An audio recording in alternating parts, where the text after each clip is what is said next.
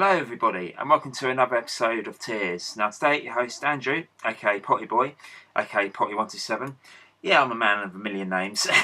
It's going to be taking a look at Slightly Magic.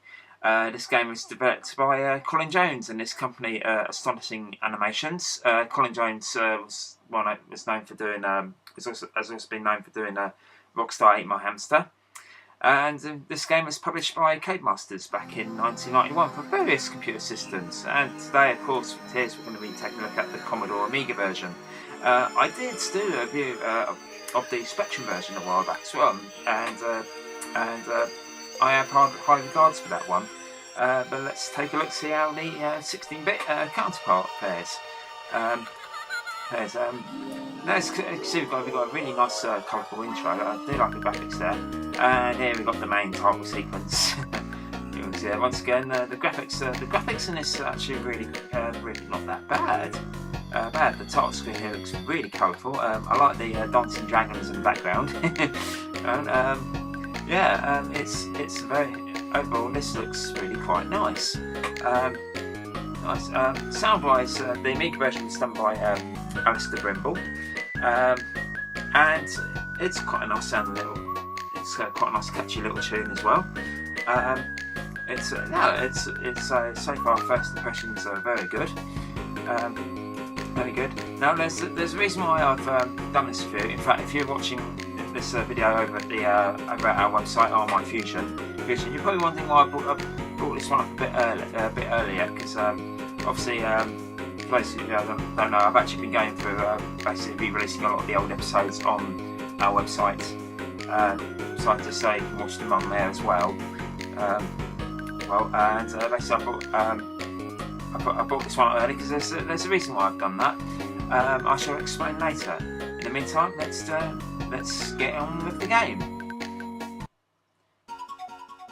Now you can see it. It's basically like kind of like a Dizzy style game where you play as slightly, and basically the story of the game is Big Wiz the Wizard he's basically he's left the castle in a hurry, and he's kind of very forgetful, shall I say. Yeah, he's forgotten to pack his spare wand. He's forgotten to lock his laboratory door, and he's even forgot to take you, his nephew, with him. And as a result, a dragon has run off with the princess, and basically it's like you got to go and basically go and rescue her and things. It's a completely nuts storyline, but it's really good. It's really good. It's very. I must have admit, it looks really rather cute. Yeah. Like I said, graphically, this game doesn't look too bad actually. It looks nice. Looks fairly colourful and detailed. I wouldn't say they're the best graphics I've seen on the Amiga, but they are. I've seen better. I've seen worse. I've seen some of the Amiga games that look truly terrible. But this one, it does look pretty. It does look very nice indeed. Everything moves on pretty nicely and whatnot. There are some little niggles. I tend to find that when you press the fire button to bring up your inventory, I find that the selector is way too sensitive. I find it's hard to pick to select one of the middle items. So I tend to find myself having to drop everything to get the item that I want. Which is a little bit of a niggle, if you ask me. Now, as you go along the game, there are various. Basically, you start the game, and one of the first things you need to do is you need to read the spell book, and then after that you need to get your wand. Unfortunately, I'm not that good enough at the game to even get as far as getting the wand, but I can get the spell book, as you see there. Basically, when you get the spell, when you manage to get the wand, there's various spells that you can go around collecting and pulling off. There's like sound spells which scare people off. There's a whole variety of them. unfortunately, I've not been able to get that far enough into the game to see them all. But from what I've gathered, there's like yeah, there's like I said, there's different different types of spells you can pick up, and quite often you have to use them to solve various puzzles. There are some other little problems of this. There are some like some little criticisms of this game as well. Sometimes it's easy to fall down traps and lose multiple lives. So like just what happened to a couple of moments ago there with the scream of the dragon on. You can see I died on the flames and I regenerated above them and fell on top of them, lost another life. And there's one gap as well you've got to be really aware of. You've got to be extremely careful of. I'm just about to get there in a minute. For those of you who don't watch my T.E.A.R.S videos, I actually do record the gameplay footage first, then add the commentary over them.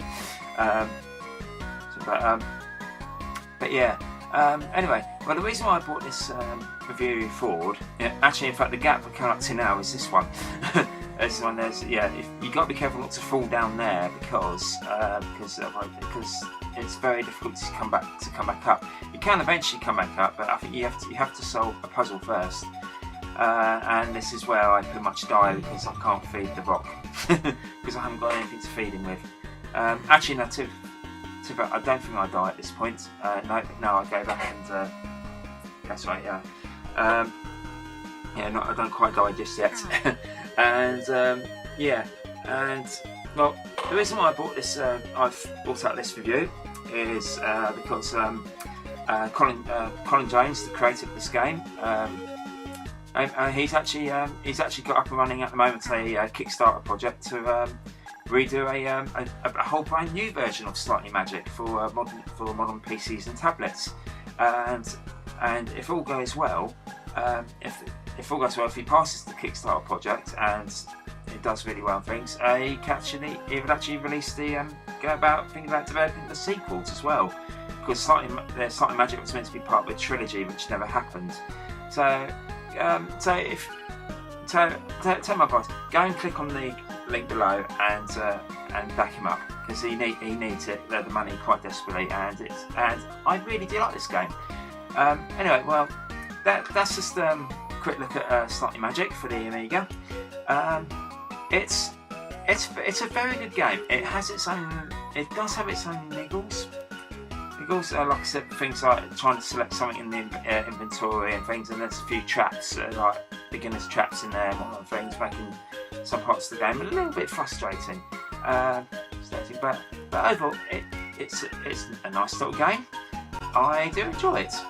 I'm going to give this one 3 out of 5. Thank you very much for watching.